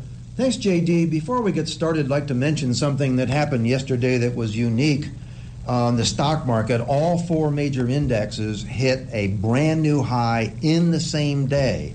And that has not occurred in the last 17 years since 1999. And in analyzing the stock market, the experts have found that it's probably 90% psychological and 10% fact. So obviously the world, at least the free world, has come to the conclusion that the election of the Donald Trump administration is very, very positive for the economy. Well, that's excellent, because we're talking about a fifth of the nation's economy when we talk about health care. Absolutely. About 20% of the GDP is spent for health care. And when we're talking about my new idea called universal health care, which is pretty much cash value health care, I'd like to mention the 7 or 8 goals of this particular program. And the first one is individual responsibility. Quite often it's been group insurance, and in group insurance the employer is more responsible than the employee. The employer is paying the bills, and the employee doesn't really be concerned about the cost because a third party is paying the cost. So we want to get back to individual policy. So you are going to buy your own health care policy. And voluntarily so. Voluntarily so, and that gets rid of the third party payor. It also gives you full portability. So when you go from employer A to employer B, it's your individual policy and it goes with you, and you can change states and it really doesn't make any difference. The third element is that it's cash value insurance, and your parents could start a policy for you when you're 15 and put in $200 and you do nothing for 10 years. And then as you start working, you can save your own money. But it's really your money in your cash value account, and it's going to accumulate over time. At the end of this segment, I'll show you where the money comes from that program, but it's your policy. It's coverage for life, and whether you start at age 15 or 25 or 30, it's going to go until you die. And there will be underwriting when you originally buy the policy, but once you own the policy, then it is guaranteed coverage for the rest of your life on a non-cancelable basis. And premium may go up and down, but essentially you've got the coverage. It took us 50 years to get into Medicare, and it's probably take us 50 years for the individual health insurance to replace Medicare, but Medicare should be gone by the year 2067. And because it's an individual policy, there's every incentive to reduce the cost of insurance. Right now, when you go into a hospital, nobody knows what you're going to pay because what the hospital is going to pay or get paid depends on what they negotiated with the insurance company. And the users of the coverages never know how much their doctor is going to be or hospital. So the new plan is going to have every incentive for you to shop. And the vendors are going to have to say, this is what it costs. All of the savings would be pre-tax, and with employers, it's pre-tax spending on health care, but the employees had after-tax spending. Now it would all be pre-tax. And if you have a catastrophic loss, then you'd be able to deduct most of it from your income. I'd like to now talk about, that's what the goals are, about how the plan works. You can buy it at any age. We would encourage people to get it when you're young. No problem with starting with your parents, open an account for you for 10 when the underwriting is really not a major consideration, and you can use it anytime during your life. It's not mandatory, but once you decide what company you're going to buy it from, you have it for life. And your company will offer you 20, 30, 40 different kinds of coverages, and you can get what you need. And when you're very young, you don't need a lot of coverage. You can just get catastrophic coverage unless you get thrown off a motorcycle. But in terms of, most people say 15 to 35 really don't need a lot of insurance, so they can buy what they need. And unfortunately, the older you get, the more coverage you got to have. But you're going to be accumulating money and be able to afford what you need as you go along. Well, I can interject real quick. Sure. This is cash value universal life insurance. Now, when they introduced, and it came here in Indiana with Golden Rule, HSAs, we did see the cost of healthcare come down. But this universal concept bode so well. The price of healthcare skyrocketing. It's going to make a turn. It's a new day in American healthcare. Pick it back up, Bill. With individuals being more responsible for themselves. So then you're going to ask, well, how does the money get into your account? And the answer is 3 or 4 different ways. The first way is you can make a contribution to your own account, $100, $150 a month when you're really, really young, and as you get older, you put more money in. Secondly, your employer can make contributions to your account. Right now, your employer is deducting money out of your account for Medicare, and that money could go into your account rather than going to the federal government and Medicaid. If you wanted to, we could replace Social Security, and right now there's a 15.5% tax of your gross, your FICA, and that could go into your account. So like 20% of your gross income could be going into your account every month. Also, there could be state contributions or federal contributions to your account. And if you started when you're 21, the objective is to have about $750,000 when you're 65 so that you can be buying what you need. Medicare replacement, it could cover long-term care, LTC, could cover travel insurance, could cover just about anything you need when you are 65, and ultimately it could be set up to replace Social Security completely, make it go away. Well, now, if these people take this insurance out at a young age and they observe a lot of healthy wellness concepts, it sounds like they've got a nest egg, and so they can potentially be going on their trips. Absolutely, yes. And I've been teaching healthcare now for 40 years, and the cost of healthcare has been going up every year for the last 40 years. And is now consuming about 20% of the GDP, which is astronomical. And so in order for this whole thing to work, we need to convert the plan now, which is reactive.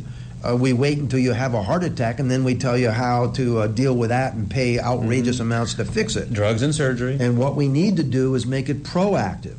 Well, the way I think we can cut the cost of healthcare in half is Apple is creating a watch which will track about 65 biological parameters and upload them into the cloud.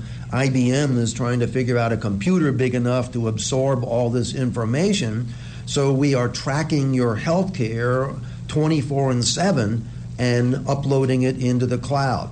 Now, the only thing we need to do is figure out from the 65 parameters, predict what's going to happen to your health care before it actually happens. And that's the only missing piece.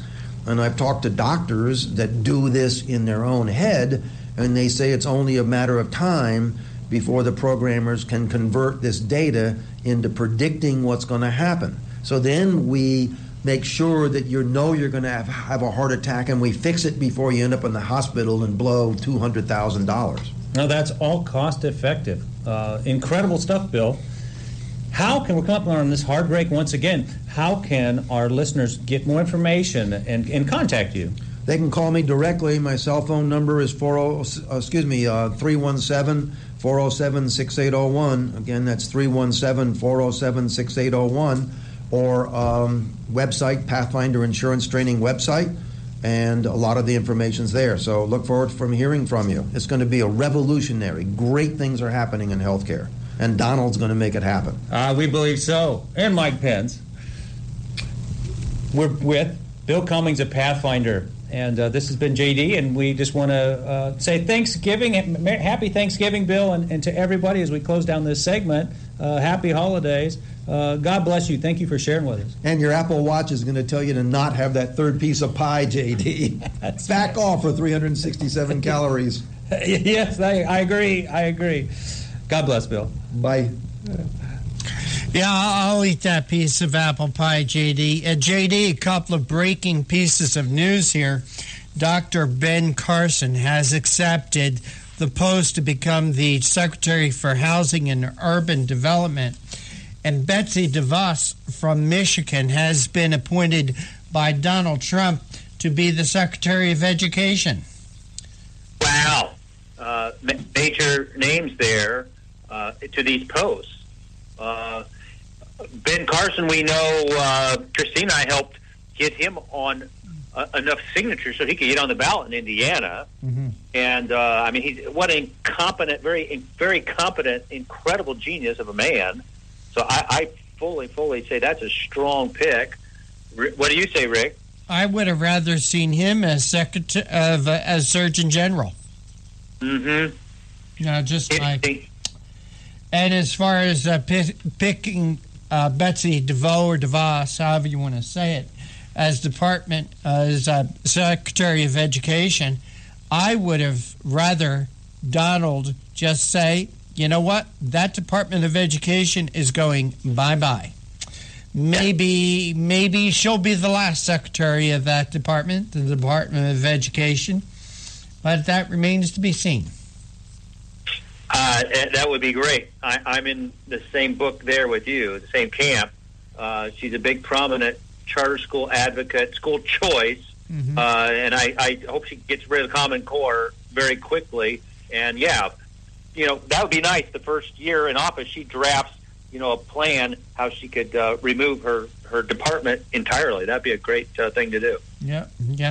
All right, J.D., you are listening to the Conservative Commandos radio show with J.D. Manier and Rick Trader, coming to you from the studios of the Conservative Commandos radio network at WNJC 1360 in Philadelphia and around the world on the internet with American Patriots Broadcasting, TalkStream Live, SHR Media, K98 Talk, iHeartRadio, AM, FM 24/7. On the other side, we'll be speaking with Daniel Simmons. He's with the Institute for Energy Research. Be right back. I really don't care. That's my prerogative. They say I'm nasty, but This is Rick Trader, host of the Conservative Commandos radio show. And I'm John Forsyth, owner of WNJC Radio. Fellow patriots, the Conservative Commandos radio show is for conservatives, about conservatives, and by conservatives. We are patriots who want to take our country back from the likes of Barack Obama, Harry Reid, George Soros, and Nancy Pelosi. But we can't keep up this fight without your critical support today. Can you help? Please go to www.helpccrs.com right now and make a donation by credit card or PayPal. That's www.helpccrs.com. Our goal is to expose the liberal agenda and distortions. We are fighting to spread the truth about political issues, political leaders, and conservative issues and values. Our hosts are not paid. In fact, we buy our own airtime, studio time, and pay our own expenses. We created the show because we are trying to make a difference. So can you help the CCRS expose the truth in 2014 and beyond? Go to www.helpccrs.com. Help keep the Conservative Commandos radio show on the air by going to www.helpccrs.com and make a donation today to return our country to the conservative roots created by our founding fathers. This is Pastor Christina Lamanier, chaplain for the INRA. And I'm her husband, J.D. Manier. We help co-host on the Conservative Commandos radio show, and we want to sincerely thank our listeners who turned out to vote en masse to elect Donald Trump, Governor Mike Pence, and conservative congressional candidates across our nation. Against incredible odds, you helped create the strongest GOP team to take the reins of power in Washington since the 1920s. General George Patton said, "It's the unconquerable soul of man, not the nature of the weapon he uses, that ensures victory." We salute all of you for taking a stand for truth, freedom, and defending our constitutional form of government. Let us continue to pray for our nation and for God's blessings. May God save the United States of America. What does it take to be the leader in production systems technology? To be the one company that solves production problems at any plant, for any product, and with any technology? It takes a 30-year record of success. It takes total mastery of complex technologies with a history of delivering success every time without fail. Only one company can claim that high ground in manufacturing line optimization, data automation, and systems integration, and that's Philadelphia Control Systems. In factories worldwide, Philadelphia Control Systems programs, software, and engineering solutions deliver optimal performance and output flow with a record that can't be matched. Any plant, any product, any technology. Philadelphia Control Systems, the leader in production automation since 1982. 800-335-9811. PCS4automation.com. That's PCS, the number 4, automation.com. The Conservative Commandos radio show is expanding to become the Conservative Commandos radio network. We're establishing a front line of conservative radio broadcasters and ironclad patriots to declare war against the madness of liberalism and the Obama administration. Are you tired, as I am, about the disregard for our Constitution? Do you still have faith in the American dream? Are you looking for sensible, smart radio? If so, listen to the Conservative Commandos radio network every weekday from 11 a.m. to 5 p.m. on WNJC Radio 1360 a.m. or around the world on the internet at WNJCradio.com. Check out our websites, ConservativeCommandosRadioNetwork.com and CCRN.com for rebroadcasts and network updates. We are the Conservative Commandos Radio Network, where even more newsmakers go to be heard.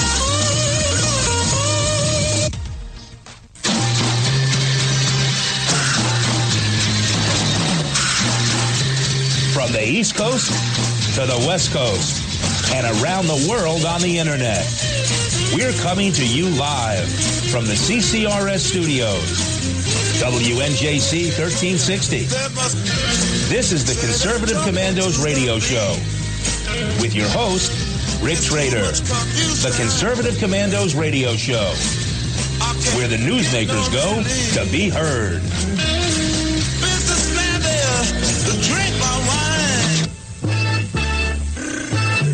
You can call the Conservative Commandos radio show at 856-227-1360. Your opinion counts at 856-227-1360. This is Congressman Alan West, and you're listening to the Conservative Commando radio show. And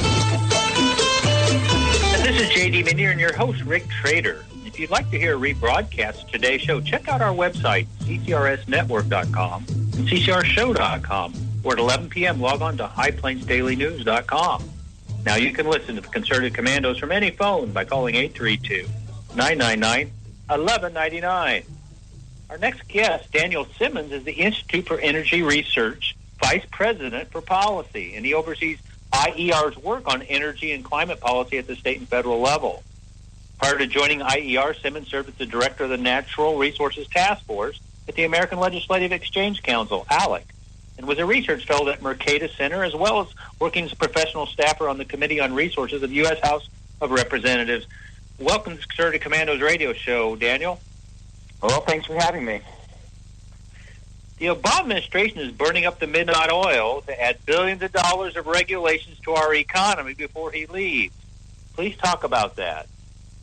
Sure thing. So, at the end of every administration, there is a rush to get out all the regulations out the door that the agency has been working on, that all of the agencies have been working on. However, President Obama is taking that to a new level this year. So, all federal regulations, proposed regulations, notices, that sort of thing, get published in the Federal Register. The Federal Register during the Reagan administration, for example, the most pages they ever published was about 57,000 pages of regulation. That sounds like a lot. However, this year alone, already before Thanksgiving, President Obama has published over 81,000 pages of regulation. In fact, I think that the number is probably over 82,000 because I looked just before we went on the air, and today they added 700 new pages of regulation. So, how in the world you can grow an economy with this kind of ever-increasing regulations is beyond me. Well, Daniel, our regulatory costs are near $2 trillion a year and are equal to being the 10th largest economy in the world, slightly ahead of India and just behind Russia's GDP. What measures can Trump take to slash these job and growth-killing regulations on his first day in office? Well, on his first day in office, one, hopefully Congress will comply and help him out a bunch. But one way to completely get rid of regulations, in fact, it's the best way to do it. The best way to do it is to pass a law, passed by the House and the Senate, and have President Trump sign it. However, that's going to be a little bit difficult because the Senate is, while Republican-controlled, the numbers are very close. And unless the Republicans completely get rid of the filibuster, then it will be difficult to do anything that is controversial. However, there is a process called the Congressional Review Act. What that does is for regulations that have been enacted since last May, the exact date matters for when Congress goes out of session this year. For regulations since last May, if with a mere up and down vote, including in the Senate, they can't filibuster this vote.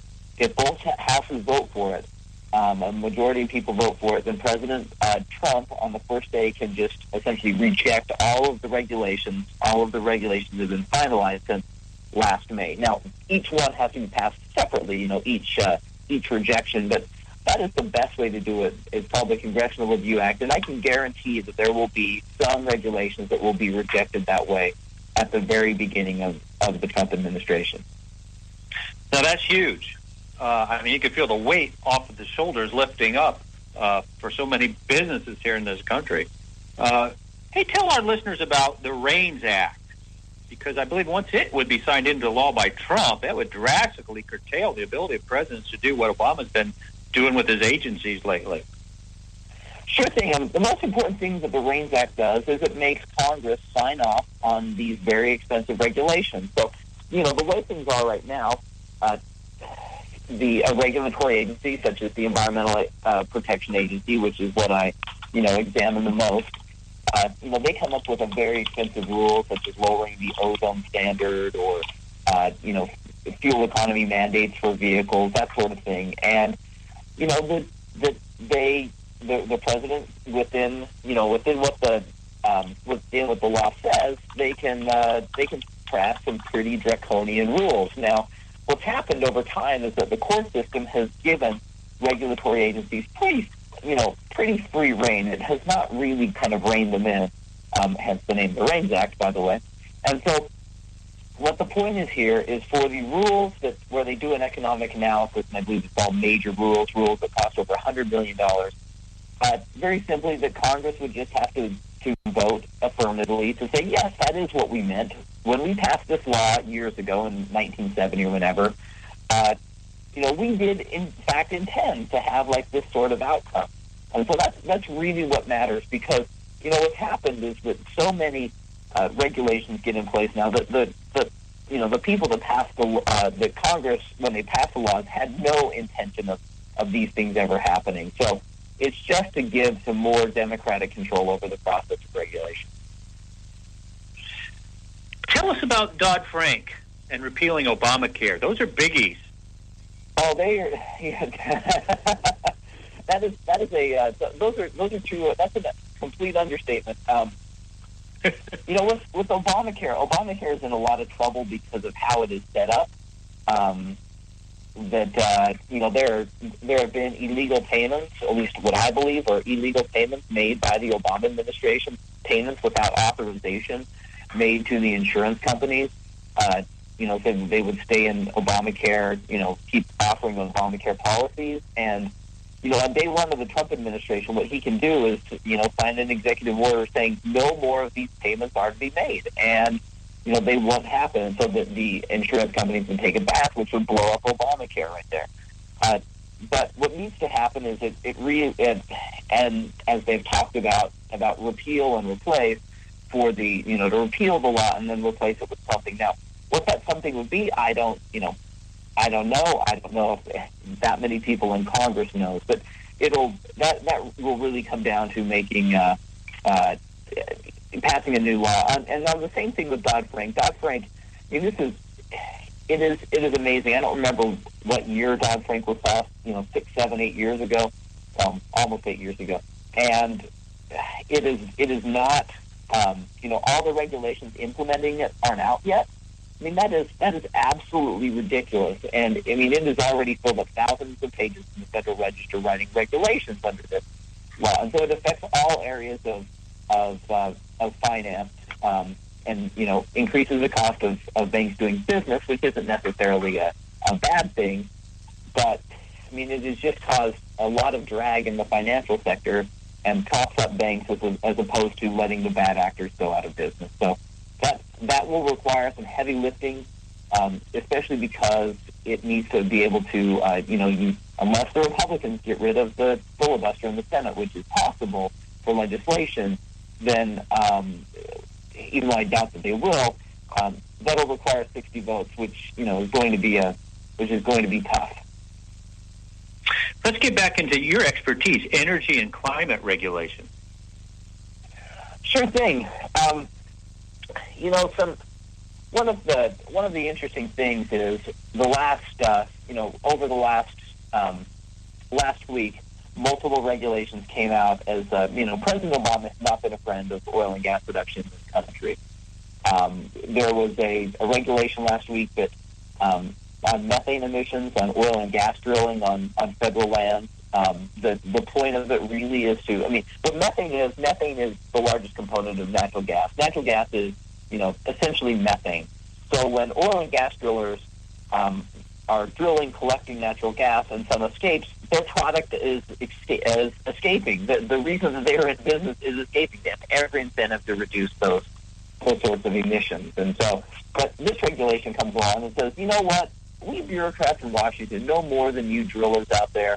We're going to, create these new rules that really drive up the cost of operating on federal lands. And as a result, natural gas production on private land has increased about 30% over the past 10 years, and on federal land, it has actually decreased. And this is part of the reason why is that you have, the Obama administration has just been very antagonistic to oil and gas drilling, and the only place that it's really increasing is on private land. And thank goodness we still have, a decent amount of private land in this country, but, a lot is owned by the federal government, especially out west.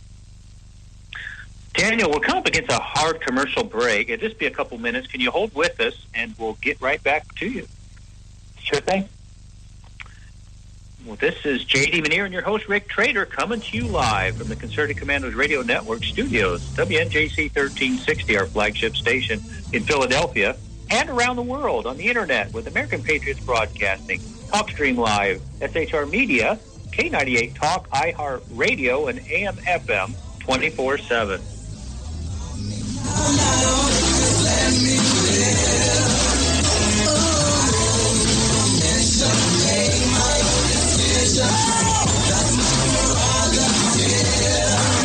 They say I'm crazy, I really don't care. That's my prerogative. They say I'm nasty, but I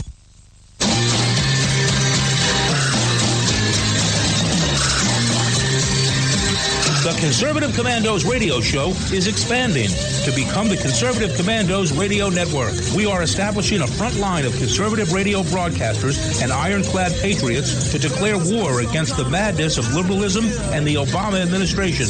Are you tired of the disregard for our Constitution? Do you still have faith in the American dream? Are you looking for sensible, smart radio? If so, listen to the Conservative Commandos radio network every weekday from 11 a.m. to 7 p.m. and Saturdays from 2 to 6 p.m. on WNJC Radio, 1360 on your AM dial, or around the world on the Internet at WNJCradio.com. Check out our website, ccrsnetwork.com, for rebroadcasts and network updates. We are the Conservative Commandos Radio Network, where now even more newsmakers go to be heard. This is Pastor Christina Lamanier, chaplain for the INRA. And I'm her husband, J.D. Manier. We help co-host on the Concerted Commandos radio show, and we want to sincerely thank our listeners who turned out to vote in mass to elect Donald Trump, Governor Mike Pence, and conservative congressional candidates across our nation. Against incredible odds, you helped create the strongest GOP team to take the reins of power in Washington since the 1920s. General George Patton said, "It's the unconquerable soul of man, not the nature of the weapon he uses, that ensures victory." We salute all of you for taking a stand for truth, freedom, and defending our constitutional form of government. Let us continue to pray for our nation and for God's blessings. May God save the United States of America. You can call the Conservative Commandos radio show at 856-227-1360. Your opinion counts at 856-227-1360. This is Congressman Alan West, and you're listening to the Conservative Commando radio show. And this is J.D. Menear with Big Trader. And if you'd like to hear a rebroadcast of today's show, please check out our website, ccrsnetwork.com and ccrshow.com. Or at 11 p.m., log on to highplainsdailynews.com. And you can listen to the Conservative Commandos from any phone by calling 832-999-1199. We're with Daniel Simmons of the Institute for Energy Research. Welcome back to the Conservative Commandos radio show, Daniel. Well, thanks for having me. I liked reading something Sam Batkin's report on what the Obama administration's up to. And, I mean, they're piling on billions of dollars in costs, but the benefits aren't that much. Talk about that. Well, sure thing. I mean, what is amazing is when you really dig into a number of regulations, you find that the benefits are, quite small. One of the regulations, for example, that the Obama administration put out is something called the Mercury and Air Toxic Standard. The Mercury Air Toxic Standards, that sounds pretty bad. It sounds like, we should, we definitely should be concerned about mercury and air toxics. And there's no doubt about that. But when you dig into the rule itself, what you find is the benefits of reducing mercury, which, everyone knows can be a problem, is around, $6 to $8 million. Benefits $6 to $8 million. But what are the costs? Well, the costs are tens of billions. Billions of dollars. Oh my gosh. Cost, millions of dollars of benefits with an M. And so, but if you read through, millions of dollars of benefits from mercury. Now they claim that there are these co-benefits and other things, but really, I mean, it's just amazing when you dig into the rules to look at what the real benefits are versus the real costs.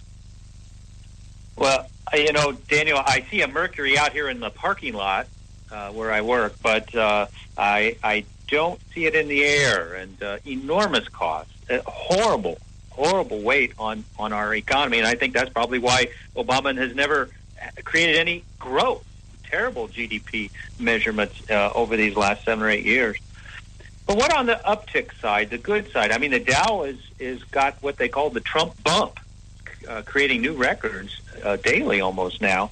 What do you see in the future as they peel off these regulations? How do you see things playing out in the first year or two of the Trump administration? Well, I have been, I've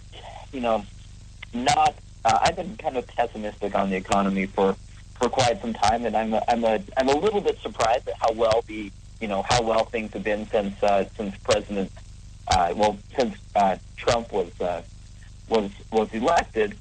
So it gives me some optimism. Part of what's going on is a new round of optimism about America. The video that President-elect Trump put out a couple days ago, where he said, "Look, I want to put America first. I want to get the economy really going again." And I think that can lead to some real sustained economic growth. And it won't be easy because there are many. When President Obama talked about the stimulus package, why it was so difficult to actually spend a bunch of money that in certain infrastructure projects, he said, "Well, nothing was really shovel ready." Well, it's not shovel ready because of all the regulations, all the hoops, all the red tape, that have to be jumped through. And I really hope that if President-elect Trump goes that route and wants to spend a bunch of money on infrastructure, that he will waive a bunch of regulations, that Congress will waive them and say, look, if we're serious about spending money, then, we need to waive regulations. We need to make this stuff actually happen, as opposed to, no, you can't do that. We need to pay consultants and people that do studies, millions of dollars over years and years and years to get something done. Those guys that, the consultants, the regulatory compliance attorneys, they're all good people, but they don't produce the stuff we really want in the economy. And so the more money that goes into their pocket, the more work they're doing, the less real work can get done. So what I really hope is that the economy, that President Trump will be able to roll back real regulations, that Congress will be with him. And if that happens, I really think that we're going to see some economic growth, because the growth during the Obama years, I think, has been rather fragile on what there has been. And I really thought that we could be seeing a downturn in the next year. And, if we could roll back some, costly regulations, we might actually see some real growth. And that's what I hope. Well, liberals are supposed to be strong environmentalists, but these regulations you quoted, they're just hundreds of millions of annual paperwork hours added to this. And I got to say, we're coming up against a hard break. How, Daniel, can our listeners get some of your writings and get in contact with you? Can you leave a blog site or a website? Sure thing. Our website is instituteforenergyresearch.org. Well, it's been a great joy having you on, talking about the incredible amount of regulations that they're trying to pile on up there in Washington under this Obama administration, the waning hours of his administration. Thank you again. We look forward to having you back, Daniel. Thanks. I'll be happy to come back anytime. God bless, too. And you are listening to the Conservative Commandos radio show with J.D. Manier and yours truly, Rick Trader. And J.D., tomorrow being Thanksgiving, you mentioned that you and Christina are going to be spending it there in Indianapolis. You going to be spending it with your church friends or family or what? Yes, we've got a nice meal planned at church at noon tomorrow, and a bunch of the church members and some people who are a little more disadvantaged are invited there to have some food. So we're looking forward to it. The only problem, J.D., with eating out on Thanksgiving is, well, it's a problem for me. It's probably a blessing to a lot of people. I love leftover turkey. I love leftover turkey sandwiches. It's almost like a Thanksgiving tradition for me. About 9:30 at night to make a nice turkey sandwich, glass of milk, potato chips. I really look forward to that. It's sounding tasty as you talk. Very interestingly, yesterday morning, driving down our little street, and JD, you've been to our house, and you know we don't live on a very big street, but in a neighbor's yard was a flock of 14 wild turkeys. I didn't see them this morning.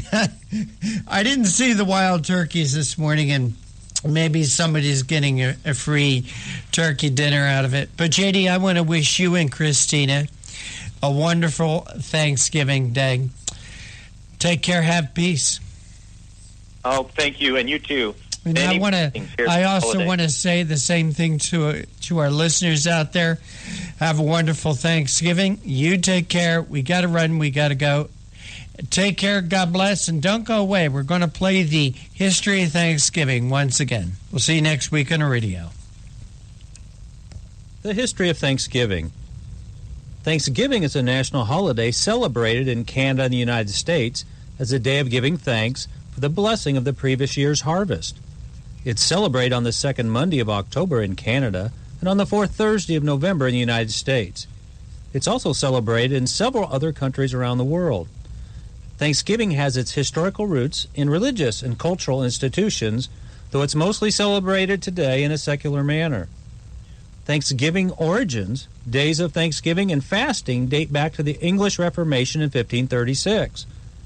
The first Canadian Thanksgiving is often traced back to 1578, when the explorer Martin Frobisher survived his long journey from England and held a formal ceremony in Frobisher Bay on Baffin Island.